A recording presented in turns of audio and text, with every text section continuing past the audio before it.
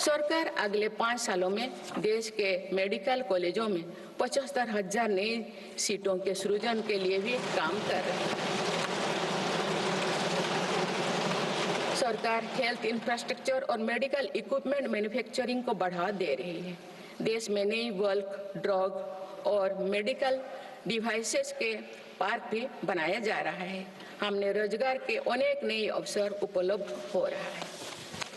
माननीय सदस्यगण, भारत में आधुनिक और आत्मनिर्भर कृषि व्यवस्था हमारा लक्ष्य है। मेरी सरकार किसानों को फसलों का उचित दाम दिलाने और उनकी आय बढ़ाने के लिए समर्पित भाव से काम कर रही है।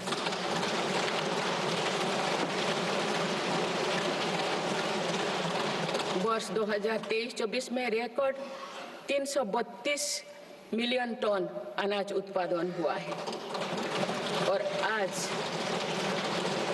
आज भारत विश्व का सबसे बड़ा दूध, दाल और मसालों का उत्पादक है। सरकार ने खरीफ और रबी फसलों के एमएसपी में निरंतर बढ़ोतरी की है। पिछले 10 दशक में धान, गेहूं, दलहन, तिलहन और मोटे अनाज की खरीद पर 3 गुना ज्यादा राशि खर्च की गई है। पिछले 6 महीने में फसलों की जलवायु अनुकूल, बायो फोर्टिफाइड और अच्छी उपज देने वाले 109 उन्नत प्रजातियां किसानों को सौंपी गई है। देश में कृषि इंफ्रास्ट्रक्चर को सुदृढ़ करने के लिए सरकार ने कृषि इंफ्रास्ट्रक्चर फंड योजना के दायरे का विस्तार किया है। इससे ग्रामीण क्षेत्रों में रोजगार को और बढ़ावा मिलेगा। देश में तिलहन उत्पादन को बढ़ावा देने और खाद्य तेलों में आत्मनिर्भरता प्राप्त करने के उद्देश्य से national mission on oil seeds को स्वीकृति दी गई है। प्राकृतिक खेती को बढ़ावा देने के लिए भी राष्ट्रीय मिशन चलाया जा रहा है। इस वर्ष की शुरुआत में ही किसानों को सस्ती दरों में डीएपी की उपलब्धता सुनिश्चित करने के लिए विशेष पैकेज की अवधि की बढ़ाया गया है। मत्स्य पालन को बढ़ावा देने के लिए 11 एकीकृत एक्वा पार्क की स्थापना की गई है। माननीय सदस्यगण, कुछ सप्ताह पूर्व ही भारत मौसम विज्ञान विभाग के 150 साल पूरी हुई है। वेदर रेडी और क्लाइमेट स्मार्ट भारत के लिए मेरी सरकार ने 2000 करोड़ रुपए की लागत से मिशन मौसम प्रारंभ किया है, जिसका लाभ हमारे किसानों को भी मिलेगा। बाबा साहेब अम्बेडकर के विजन पर चलते हुए देश के सूखाग्रस्त इलाकों में सिंचाई और पीने के पानी उपलब्ध कराने के लिए मेरी सरकार ने 2 ऐतिहासिक रिवर इंटरलिंकिंग परियोजनाओं पर काम आगे बढ़ाया है।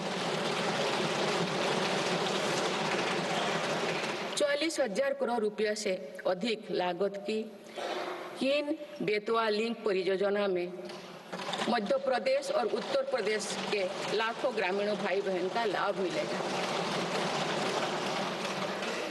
संशोधित पार्वती कालीमेघी चंबल लिंक परियोजना में राजस्थान और मध्य प्रदेश में सिंचाई और पीने के पानी की आवश्यकता की पूर्ति।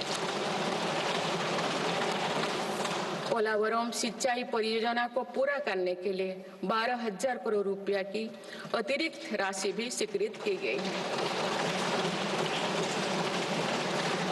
माननीय सदस्यगण, हमारे 8 लाख सहकारी संस्थाएं एवं उनके 19 करोड़ हितधारक सदस्य ग्रामीण भारत के करीब 90% क्षेत्र का प्रतिनिधित्व करते हैं।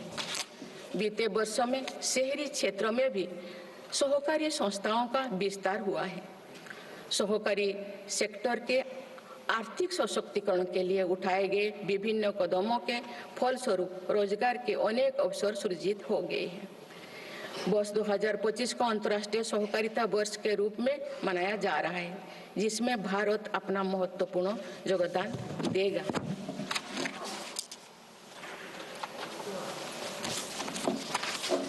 माननीय सदस्यगण, हम जब राष्ट्र के विकास और उपलब्धियों की चर्चा करते हैं तो वास्तव में हम राष्ट्र के नागरिकों की क्षमता एवं उपलब्धियों का ही उल्लेख कर रहे होते हैं।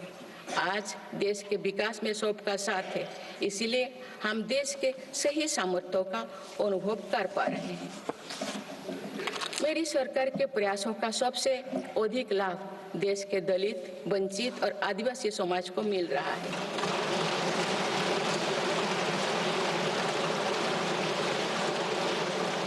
आजादी के दशकों बाद भी हमारे जिस जनजातीय एवं आदिवासी समाज की उपेक्षा होती रही, मेरी सरकार ने उसके कल्याण को पहली प्राथमिकता दी है। धरती आबा जनजातीय ग्राम उत्कर्ष अभियान और पीएम जनमन योजना इसका प्रत्यक्ष उदाहरण है। देश भर में स्थापित 470 से अधिक एकलव्य मॉडल आवासीय विद्यालय के माध्यम से लगभग 1.25 लाख आदिवासी बच्चों को स्कूली शिक्षा दी जा रही है। पिछले 10 वर्ष में आदिवासी बहुल इलाकों में 30 नए मेडिकल कॉलेज खोले गए हैं। विशेष राष्ट्रीय मिशन चलाकर आदिवासी समुदाय की सिकल सेल से जुड़े स्वास्थ्य सेवाओं पर भी ध्यान दिया जा रहा है। इस मिशन के अंतर्गत लगभग 5 करोड़ व्यक्तियों की स्क्रीनिंग की जा चुकी है।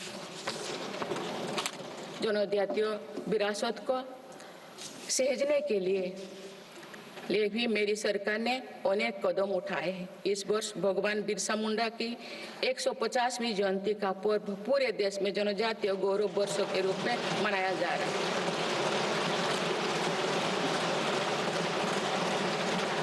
माननीय सदस्यगण, विकसित भारत की एक महत्वपूर्ण कसौटी देश का संतुलित विकास है। किसी क्षेत्रों में ये भावना नहीं होनी चाहिए कि वे विकास में पीछे छूट गए हैं। मेरी सरकार ने नॉर्थ ईस्ट के लोगों की इन्हीं भावनाओं को समझा, उनके दिल से दूरियों का भाव समाप्त किया।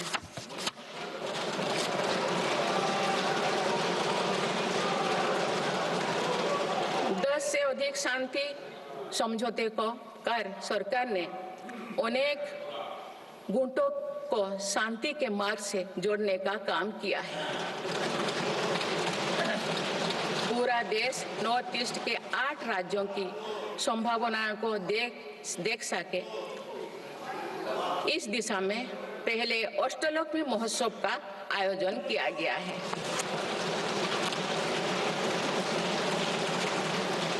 पूर्वोत्तर के विकास के साथ साथ सरकार ने देश के पूर्वोत्तर यानी पूर्वी राज्यों के सर्वांगीण विकास की कार्य योजना पर काम शुरू कर दिया गया है, जिससे रोजगार के नए अवसर भी उपलब्ध होगी।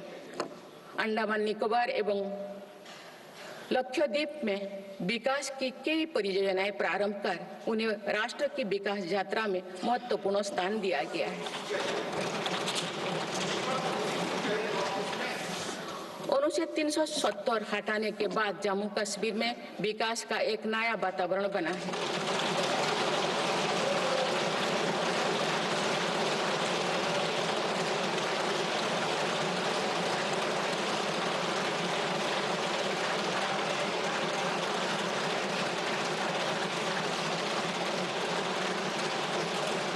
जम्मू कश्मीर में लोकसभा चुनाव एवं विधानसभा चुनाव अत्यंत शांतिपूर्ण माहौल में संपन्न हुए।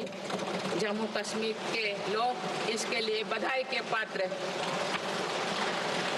माननीय सदस्यगण, राष्ट्र या समाज की सफलता समावेशी एवं सर्वस्पर्शी तभी होती है जब वो सिद्धांतों से प्रेरित हो। इसलिए मेरी सरकार ने उन मौलिक सिद्धांतों को हमेशा अपने कार्यनीति के केंद्र में रखा, जिनका निर्देश हमारे संविधान ने दिया है। संविधान के आलोक में मेरी सरकार की प्रमुख सैद्धांतिक प्रेरणा है सेवा।